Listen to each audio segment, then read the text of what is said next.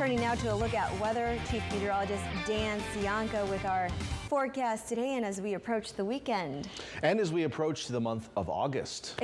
Where did this month go? I have no idea. Where has every month gone for the last like 5, right? Feels like a breeze. I think we're all feeling that.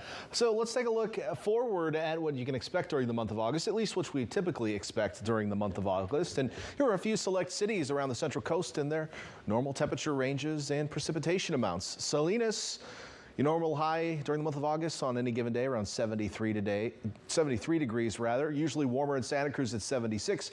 Monterey cooler at 68.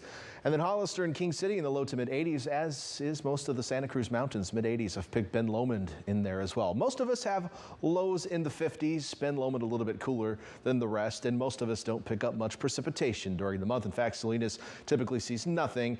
And most of the rest of the area sees only a few hundredths of an inch here or there, with Ben Lomond being the wettest on any typical August at 6/100ths of an inch of precipitation. The reason is we still just don't see weather systems coming through this time of year.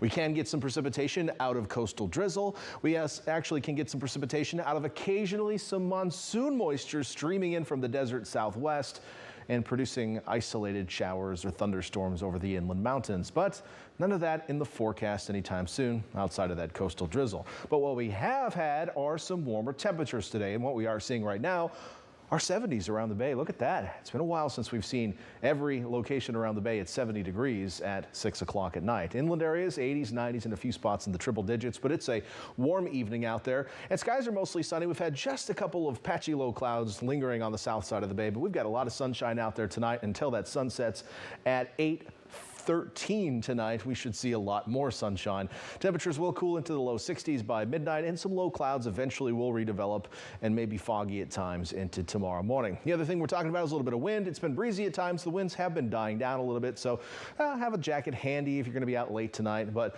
it should be a fairly mild evening. In fact, one of the warmest that we've seen in recent days. Now, FUTURECAST will show those low clouds starting to fill back in around the bay, and they may sneak into the inland valleys as we head into tomorrow morning, most likely in the form of some fog, so watch out for lowered visibility tomorrow morning. But I don't expect the extent of the clouds to be like they have over the last week, which would be reaching all the way down to Bradley, all the way into the Jaco Creek Valley, places like that. It'll be a little bit closer to the coast as our marine layer has been compressed a bit today.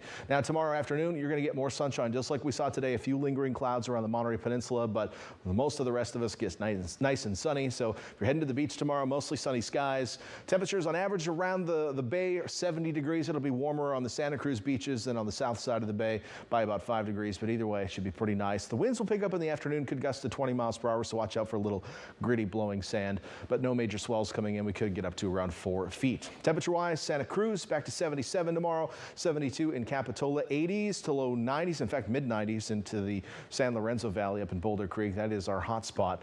And to the south and east we go down along the east shore of the bay. How about 74 in Aptos, 76 in Watsonville, Salinas in the 70s, Hollister back to 90 and mid-90s into Gilroy. Back toward the Bay Shore, we're going to stay in the 60s in Castroville and Marina, but it'll feel nice. Winds will come in off the water during the afternoon to give you that air conditioning, but you'll still top out near 70, same in Monterey and Carmel tomorrow. And finally down south, we'll get to the 80s in Big Sur and into Carmel Valley, 80s for Soledad through King City, and then, you know, those spots that get hot every day, even when it's cool on the coast. Looking at the next 7 days, temperatures on the coast are going to stay pretty mild for the next several days, with highs at or maybe a degree or two above normal through around Monday. Then we'll cool off. A trough of low pressure will develop on the coast, and that's going to send those highs back below normal and increase the amount of low clouds we're seeing. So I think we'll get a couple more sunny days before that happens, so get out and soak it up. Inland areas, well, your hottest day will actually probably be tomorrow, and then you'll slowly cool down as well. We'll see a bigger cool down starting Tuesday as that trough appears on the coast, so you'll see highs below normal starting Tuesday and probably through the end of next week. So the weekend will be warm. Each afternoon will still be windy, if not, or breezy, if not a little windy, and we'll see a lot of sunshine as well.